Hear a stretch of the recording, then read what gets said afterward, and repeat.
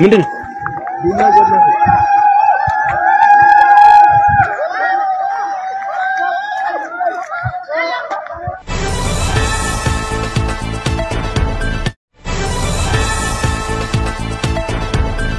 ሰበር ዜና ህዳር 5 2018 ጤና ይስጥልኝ አድማጭ ተመልካቾች እንደምናረፈዳችሁ የሰዓቱን አበይትና መሰበር ዜናዎች ይዘን ቀርበናል። በቅድሚያም አርዕስተ ዜናዎቹን በማስቀደም ጀምራለሁ። በአዲስ አበባ ሁለት ከፍተኛ የከተማዋ ባለስልጣናትና የካቢኔ አባላት ከቪኤት መኪናቸው ውስጥ ተገድለው ተገኙ። የአገዛዙ ከፍተኛ ባለስልጣናት ማን እንደገደላቸው ባይታወቅም የተገደሉበት መንገድና ከግድያው በኋላ የተፈጠረው ግርግር መረጃው ደርሶናል። በዝርዝር ተሰሙታላችሁ። ወዲህ ደግሞ በአማራ ክልል የሚደረገው ከባድ ውጊያ ተጠናክሮ ሲቀጥል በጎጃም በታንክና መድፍ የተደበላለቀ ውጊያ እየተደረገ ነው። የአገዛዙ ወታደሮች በበርካታ የጎጃም ቀጠናዎች ሞትና ቁስለኛ ሲሆኑ የጎጃም ጦር የአገዛዙን ሰራዊት ከበባ ውስጥ አስገብቶ እየለበለበው ይገኛል። ናጅሬ በድሽቃና በክላሽ ታንክና መድፍ ያዞን ሰራዊት ያርበደበዱት ነው። ዝርዝር ይዘንበታል። በወሎም የፋኖ ቀጠናዎችን ለማስለቀቅ የተንቀሳቀሰው የብልጽግና ጦር ክፉኛ ሲመታ አስለቅቃለሁ ብሎ የሄደውን ቀጠና ከማስለቀቅ ይልቅ ለፋኖ መሳሪያም አስረክቦ ተመልሷል። በዝርዝር እንቃኘዋለን። ወዲህ ደግሞ በሸዋ በተሰሩ የከተማ ኦፕሬሽኖች የብልጽግና ወታደራዊ አዋጊዎች ተነጥለው ተመተዋል። ዝርዝር ይዘንበታል። አርሲ ላይ ብልጽግና አዲስ ግፍ በኦርቶዶክሳውያን ላይ ፈጽሟል። የወረዳው ባለስልጣን በይፋ ምንም አታመጡም ብሏል። ዝርዝር ይዘንበታል። ወዲህ ደግሞ የኬንያው ፕሬዝዳንት ዜጋችን በኢትዮጵያ ታግቶ ብር ከፍለን አስለቀቅን ሲል የኢትዮጵያ መንግስት ደካማነትን በይፋም አሳይቷል። ዝርዝር አሰናድተናል። በሹፌሮች ላይ የሚፈጸመው ግፍም አጀንዳችን ነው። ሰላም ጤና ይስጥልኝ አድማጭ ተመልካቾች እንደምንቆያችሁ ከላይ በአርዕስተ ዜና ያደመጣችሁትን መረጃዎች ወደ እናንተ ላደርስ እዚህ ተገኝቻለሁ። የህዝባዊ ትግሉን የምትደግፉ እንዲሁም ሀገር ወዳድ የሆናችሁ አድማጭ ተመልካቾች ቪዲዮውን ላይክ ቻናሉን ሰብስክራይብ አድርጋችሁ የዶል ምልክቱን ታበሩ ዘንድ እንጠይቃለን። እንዲሁም በኮሜንት ድል ለህዝብ ልጆች ድል ለጀግኖቹም እያላችሁ ለህዝቡ ሲሉ ጫካ የገቡትን ታጋዮች ታበረታቱ ዘንድ እየጠየቅናችሁ በቀጥታ ወደ መረጃዎች አለፍኩኝ። እስከ ፍጻሜው ድረስ አብራችሁን ቆዩ። ቀዳሚ ወዳደረኩት ዘገባ አለፋለሁ። በቅድሚያም ከዚህ ቀደም ሚዲያችን በሰፊው ዘገባ ሰርቶበት የነበረ አንድ ጉዳይ ነበር። ይህም ጉዳይ አንድ ኬንያዊ በአዲስ አበባ ታግቶ የኬንያ ኤምባሲ 3 ሚሊዮን ብር ከፍሎ እንዳስለቀቀው በሰፊው ሚዲያችን አዲስ አበባ ላይ ምን ያክል እገታው እንደተጧጧፈ የሚያሳይ ዘገባ ሰርቶ ነበር። ከዚህ ጉዳይ ጋር በተያያዘ ታዲያ የኬንያው ፕሬዝዳንት ኢትዮጵያ ውስጥ አንድ ዜጋቸው ታግቶ እንደነበርና ለመለቀቅ ብዙ ገንዘብ እንደተጠየቁ እንዲሁም በኢትዮጵያ የኬንያ አምባሳደር ከፍተኛ ጥረት ዜጋው መለቀቁን በይፋ በቪዲዮ ተናግረዋል። Mbugu was kidnapped in Ethiopia and there was a demand of ransom by the abductors. It's just terrible. Of 3 million shillings. ይህ ጉዳይ በመሪ ደረጃ መነገሩም መልእክቱም ብዙ ነው ተብሏል። አንደኛ ፕሬዝዳንቱ ለሀገሩ ዜጎች ምን ያክል እንደሚቆረቆር መልእክት ያስተላለፈ ነው። ሁለተኛ የኢትዮጵያ መንግስት እገታን ማስቆም የማይችል ደካማ መንግስት ነው እያሉን ነው። አሊያም ደግሞ ራሳቸው የመንግስት አካላቶች አጋቾች ናቸው የሚል ብሂል ያለው ነው። ሶስተኛው ደግሞ የሌሎች ሀገራት ዜጎች ወደ ኢትዮጵያ እንዳይሄዱ የሚያስጠነቅቅና በኬንያና በኢትዮጵያ መካከል ያለውን ግንኙነት ምን ያክል መሻከሩን የሚያሳይ ነው። ታዲያ ከዚህ ቀደም ሚዲያችን ይህንን ዘገባ ሲሰራ የብልጽግና ተከፋዮች ውሸት ነው፣ የለም እንዲህ ያለ ነገር አልተፈጠረም፣ የታገተ ኬንያዊ የለም እያሉ በሰፊው በሶሻል ሚዲያ የሐሰት መረጃ እያሉ ሲያሰራጩ ነበር። ነገር ግን አሁን በኬንያ ፕሬዝዳንት ደረጃ እውነታው ወጥቷል። ቀዳሚ ወዳደረኩት ዘገባ አለፋለሁ። በቅድሚያም አንድ ቪዲዮ ላስመለክታችሁ። ቪዲዮ በኦሮሚያ ክልል ሹፌሮች ላይ የሚደርሰውን እንግልትና ሰቆቃ ያሳያል። ሹፌሮች ካልከፈላችሁ አታልፉም በሚል የኮቴ እየተባሉ በኦሮሚያ ሚሊሻ ይደበደባሉ፣ ገንዘብ ይጠይቃሉ። ገንዘቡን ካልሰጡ ደግሞ ይታሰራሉ። እንግዲህ እንደምትመለከቱት ሹፌሮቹ ተደርድረው በርካታ መኪኖችን ደርድረው አታልፉም ተብለው ቆመዋል። የቆሙበት ምክንያት ደግሞ የኮቴ ካልከፈላችሁ ለሚሊሻ ማለት ነው በየቦታው ኬላዎች አሉ ካልከፈላችሁ አታልፉም በሚል ነው። አንከፍልም ያሉት ደግሞ ይደበደባሉ፣ ወደ እስር ቤትም ይገባሉ። ይሄ የመረራቸው ሹፌሮችም በሚያሳዝን ሁኔታ በኡኡታና በለቅሶ ስሜታቸውን እንዲህ ገልጸዋል። በአጭር ቪዲዮ ተመልክተን እንመለስ። ምንድነው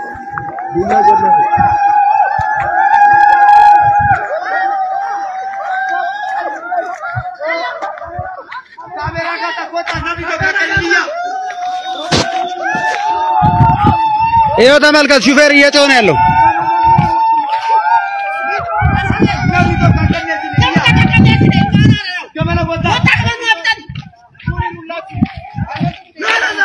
አሁን በቀጥታ ወደ ሌሎች ዘገባዎች አልፋለሁ። ወደ አርሲ እናልፋለን። በአርሲ ሆንቆሎ አቢ ወረዳ 8 ኪሎ ሜትር ገባ ብሎ በምትገኘው ብርቂቱ ቀበሌ የኦርቶዶክስ እምነት ተከታዮችንና የእስልምና እምነት ተከታዮችን እንዲጋጩ መንግስት እያሴረ መሆኑ ተገለጠ። በአርሲ ብርቂቱ ቀበሌ ኦርቶዶክሳውያንና አማራዎች በብዛት የሚኖሩባት አካባቢ እንደሆነች ይነገራል። እንደሚታወቀው የሃይማኖት ጉባኤ የሚባለው ባወጣው መግለጫ በአርሲ ጥቃት የሞቱት ሰዎች ከክርስትናም ከሌላም ቤተ እምነት እኩል ነው በማለት የተዋህዶ ልጆችን ሞት አደባብሶም ማለፍ ይታወቃል። ስለሆነም ያን የተናገሩት ነገር እውነት ነው ለማስባል እንዲሁም ለማረጋገጥ ተጨማሪ ችግር እንዲፈጠር በማድረግ ክርስቲያኖች ከሙስሊሞች ጋር እንዲጣሉ በሴራ እየተሰራ ነው። በትላንትናው ዕለትም የቦምብ ጥቃትም እንደነበረ ከውስጥ የወጡ መረጃዎች አመላክተዋል።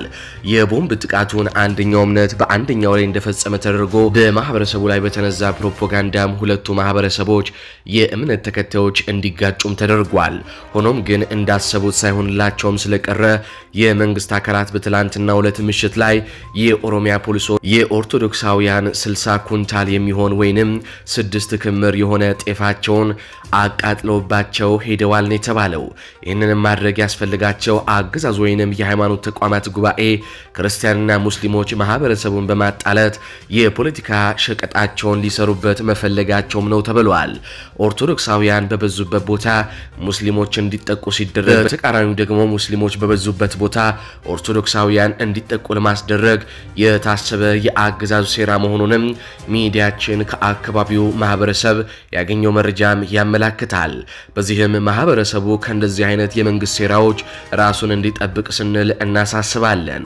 ይህ በእንዲህ እንዳለ ደግሞ አሁን ላለው ጩኸት ግድ የለንም ሲሉ የወረዳው አመራር ተናገሩ። በምስራቅ አርሲ ሆንቆሎ አቢ ወረዳ ላይ ለጽንፈኛ ለአልሸባብና ለአይኤስ ቡድኖች ሴል የሆነው የጽንፈኛ መናኸሪያም ስንቅና ትጥቅ እየሰጡም ኦርቶዶክስን ከሚያስጨፈጭፉ ባለስልጣናት ለዛሬ ሁለቱን ላቀርብላችሁ። በምስሉ ላይ የምትመለከቷቸው አቶ ሐሰን መሐመድ የወረዳው አስተዳዳሪ ናቸው። ሰሞኑን ስለሚገደሉት ኦርቶዶክሳውያን በማህበራዊ ሚዲያ የኦርቶዶክሶችን ግድያ ይቆም እያሉ ለሚያስተጋቡ ምዕመናን ምላሽ ሰጥተዋል። ምላሻቸውም እንዲህ የሚል ነው። we have no place for ነፍጠኛ ኖይዝ የሚል ነው። ይህ የእንግሊዘኛ ፍቺ ትርጓሜውም ወደ አማርኛ ሲመለስ ለነፍጠኛ ጫጫታ ቦታ የለንም የሚል ነው። እንግዲህ ይታያችሁ ይህ የወረዳው አመራር ነው ይህንን ጽሁፍ በፌስቡክ ገጹ ላይ የጻፈው። ታዲያ የወረዳው አመራር በተዘዋዋሪ ለሚጨፈጨፉት ድምጽ የምትሆኑ ሰዎች እንደፈለጋችሁ ጩሁ ምንም አታምጡም የሚል ምላሽ ነው የሰጡ። ነፍጠኛ የሚለው ቃል ኦርቶዶክሶችን በተለይ ደግሞ የአማራ ኦርቶዶክሶችን የሚወክል መሆኑንም ተመላክቷል። ሁለተኛው ደግሞ አቶ ሙባረክ አደም ይባላል። የወረዳው የብልጽግና ኃላፊ ነው። የምትመለከቱት በቀኝ በኩል ያለው ሰው ማለት ነው። ታዲያ እነዚህ ግለሰቦች ናቸው በዋነኛነት በአርሲ እየተካሄደ ያለውን የኦርቶዶክሶች ጭፍጨፋ እየመሩ ያሉት። ለጭፍጨፋቸውም ማንንም አንሰማም እያሉ ነው። አሁን በቀጥታ ከአማራ ክልል ወዳገኟቸው ሰበር የጦር ግንባር መረጃዎች እንዲሁም አበይት ጉዳዮች አልፋሉ።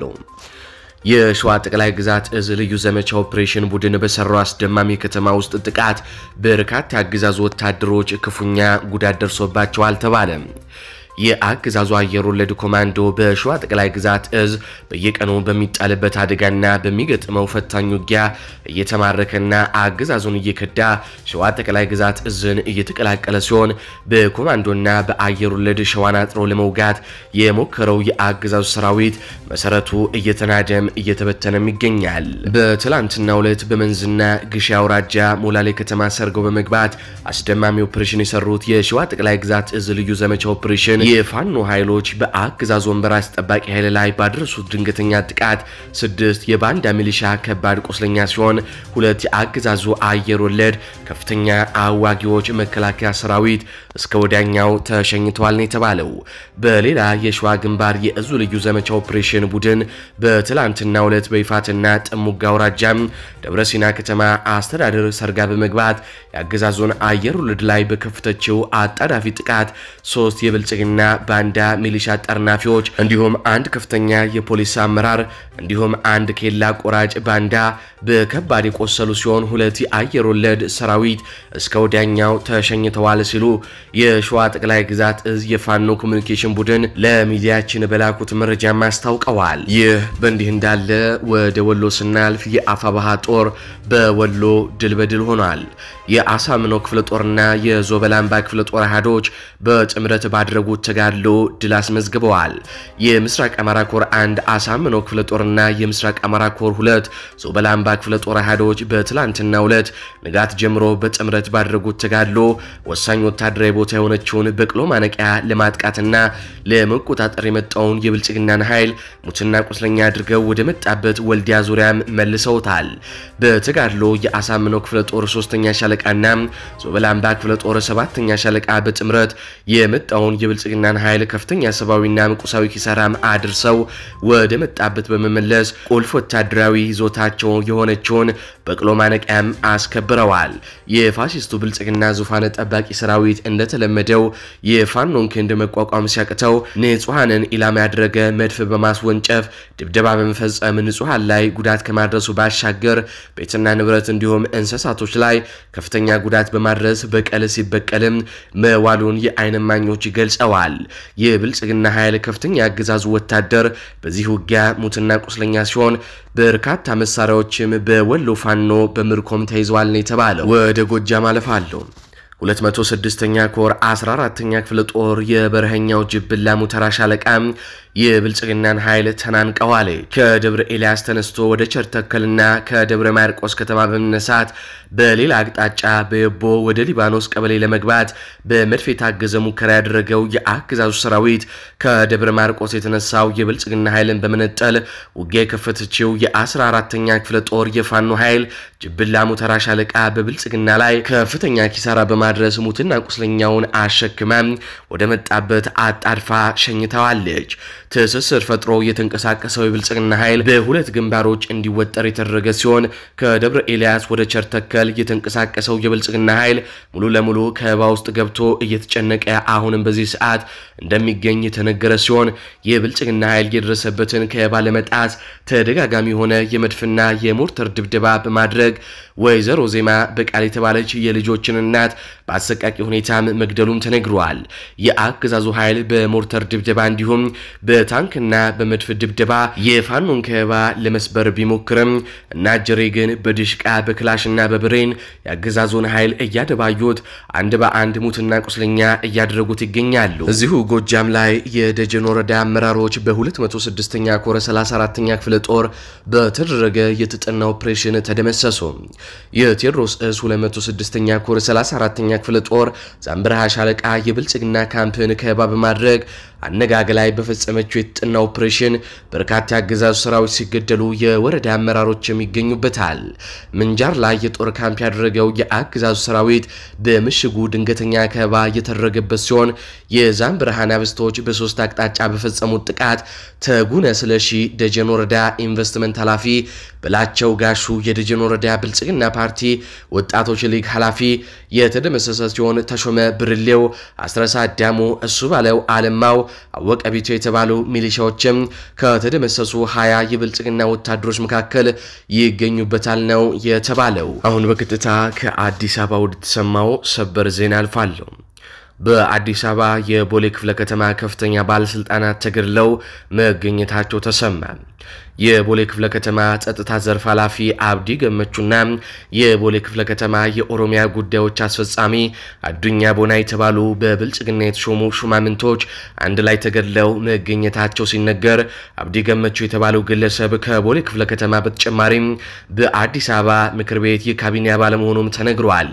ባለስልጣናቱ ግድያ የተፈጸመባቸው በቪኤት መኪናቸው ከቦሌ ክፍለ ከተማ መውጫ ሰንሰለት መንገድ ላይ ሲሆን ሁለቱም በጥይት አንገታቸው ተበስቶ በአካባቢው ነዋሪ የተገኙ ሲሆን መኪናቸው ረጅም ሰዓት መሃል መንገድ ላይ በመቆሙ ሾፌሮችና ነዋሪው ጉዳዩን ለማጣራት ሲሞክሩ ሁለቱም አንገታቸው በጥይት ተመቶ እንዳገኟቸው የተነገረ ሲሆን በመኪናው ላይ ምንም አይነት ስብራት አለመኖሩ ደግሞ ግድያው በእቅድ የተፈጸመ መሆኑን ያሳያል ተብሏል። ማህበረሰቡ በሰጠው ጥቆማ የገዳ ኮማንዶና የፌደራል ፖሊስ በአካባቢው በመገኘት መኪናዋንና ሬሳውን የወሰዱ ሲሆን የአካባቢው ማህበረሰብ ስለ ጉዳዩ ትንፍሽ እንዳይል እየዞሩ ሲያስጠነቅቁ እንደነበርና እንዲሁም ስልክ እየበረበሩ ቪዲዮ አሊያም ምስል ያስቀረሰው ካለ እየፈለጉ እንደነበረም ተነግሯል። ግድያውን እኔ ፈጸምኩኝ የሚል ኃላፊነቱን የወሰደ አካል እስካሁን ባይኖርም ምናልባትም በእነዚህ ግለሰቦች የተበደለ የአዲስ አበባ ነዋሪ አሊያም የብልጽግና የበሰበሰ የእርስ በርስ ሽኩቻ የጥቅም ጉዳይ ለግድያው መንስኤ ይሆናል ሲሉ አንዳንድ ታዛቢዎች ለሚዲያችን አስተያየታቸውን ሰጥተዋል። ከዚህ ግድያ ጋር በተያያዘ በአዲስ አበባ የሚገኙ ባለስልጣናት ከፍተኛ ጭንቀት ውስጥ መግባታቸውንም የመረጃ ምንጮች አክለው ገልጸዋል። በመጨረሻም አርበኛ መሳፍንት ተስፉ ከልጃቸው ሞት ጋር በተያያዘ እንዲሁም በሌሎች ጉዳዮች ላይ ዝምታቸውን ሰብረዋል። የእሳቸውን ንግግር አድምጠን እንመለስ። ሰላም ለኢትዮጵያ ሕዝቦችና አማራ ሕዝብ ብሎም ለጎንደር አርበኛ መሳፍንት ተስፉ ነኝ። እንደምን አላችሁ? ላስተላልፍ የፈለኩት በአርበኛ ልጄ በጌትነት መሳፍንት ነው። ልጄ ስል በአብራክ በፈጥረውም ለአማራ ሕዝብና ለኢትዮጵያ ሕዝብ ነው የፈጠርኩት እንጂ አያርስልኝም አይነግድልኝም። በአርበኝነት ግን እንዲያስተናግድ አማራን እንደ አማራነቷ ኢትዮጵያን እንደ ኢትዮጵያ ባህል ወጓን እንዲያስጠብቅ አምኜና አስቀምጨው ቆይቻለሁ። እየሰራም ቆይቷል። በ15 አመቱ ከአባቱ ከአርበኛ መሳፍንት ጋር ከዋሻ ታፍኖ ካጎቱ ከመከተ ተስፉ ጋር ታፍኖ በ15 አመቱ ወጥቷል። ሁለት ጊዜ ቆስሎ እርሳስ ከሰውነቱ ውጦ የሚታገል ልጃችሁ ነው። በሶስተኛ ባንዳ ያው ስልጠና ወስደው በገንዘብ ተገዝተው ያው እንግዲህ አልፏል። ቢያልፍም ግን አንድ ጌትነት መሳፍንት ቢያልፍ 100 ጌትነት አለ። አማራ አመጣት ወልዳለሽ፣ አመጣት ታስተኩሳለሽ፣ አመታም ትቀብራለሽ። ይሄ ልምዷ ነው፣ ወጓ ነው። ይሄ ይቀጥላል። 100 ጌትነት ይፈጠራል። አሁንም አለ፣ አብሶ የሚነሳ አለ። ስለዚህ ግን የመጀመሪያ እኔ ማስተላለፍ የምፈልገው ግን በተዋህዶ እምነታችንና በቤተ ክርስቲያን ዙሪያና በእስልምና እምነታችሁንና ልምዳችሁን ወጋችሁን ብታስቀጥሉ እንዳልኩት አባቶች የእምነት አባቶች ጸሎታቸውን በእምነታቸው ቢቆሙ ሁሉም ባንዳን ሁሉም ክትትል ቢያደርግ የሚል እምነት አለኝ። የአማራ ሕዝብ ግን በተለይ ወደ 40 አመት እኔ እንግዲህ ስመጣ የአባት ታሪክ እምነትን ማክበር ማንነትን ለማረጋገጥ ብዬ ስነሳ ለግሌ አርጎ የማየት ጉዳይ እንዳለ ይረዳያል። እንግዲህ ግን እኔ አባትም ሁለት ልጅም ስገብር እኔስ ባልፍስ አማራ ምን እየጠበክ ነው? ጀግና ልጅ ሲሞት አንተ ንግድ፣ ጀግና ሲሞት አንተ መጠጥ፣ አሊ ቧልታ ቦታ እየተቀመጥክ በአማራነትህና በአማራነትህ አማራ ሁነህ እምነትን አክብረ ለመኖር ያልተፈቀደልህ መሆንን አውቀህ ይህን ጊዜ አንድነት ፈጥረህ እንድትንቀሳቀስ መልእክቴን አስተላልፋለሁ። ባሊ ቧልታ ብዙ ሰዎችን እያጣህ ነው። ብዙ ዜጎችን እያጣህ ነው። መነኮሳት እየታረዱ ነው። ካህናት እየታረደ ነው። ህፃናት እየታረደ ነው በየቦታው። ይህ እየሆነ ያለ ሀኒ ያህል ደረሰ ብለህ የምትጠብቀውን ነገር ይሄን ቆም ብለህ ካሁን ጀምረህ የጌትነት ደም የአማራ ደም የኢትዮጵያ ደም እንጂ የራሱ ደም እንዳልፈሰሰ አድርገህ ግንዛቤ ይዘህ ካሁን ጀምረህ አቅጣጫ እንድትይዝና መኖር አለመኖርህን አውቀህ ለነገ ማንነትን ለማረጋገጥ እንድትሰለፍ አርበኝነትን እንድታሳውቅ ግንዛቤ እንድትይዝልኝ መልእክቴን አስተላልፋለሁ።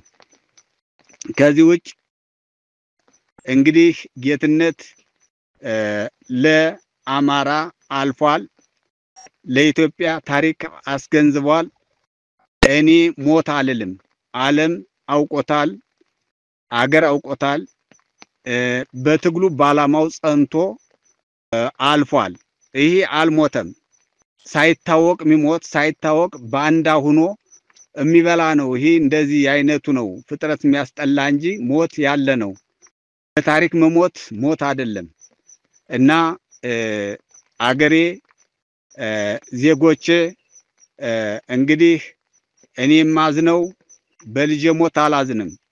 በአማራ ማንነቱን ኑሮውን ባለማወቁ ግን እንዲያው እስከመቼ እንዲህ ብሎ አጼ ምኒልክ አባታችን አድዋ ሲዘምቱ እናታችን እቴጌ ጣይቱ ጋር አውጀው ሄደው ወር አልፈጀባቸውም ድል ሲያደርጉ አድዋ።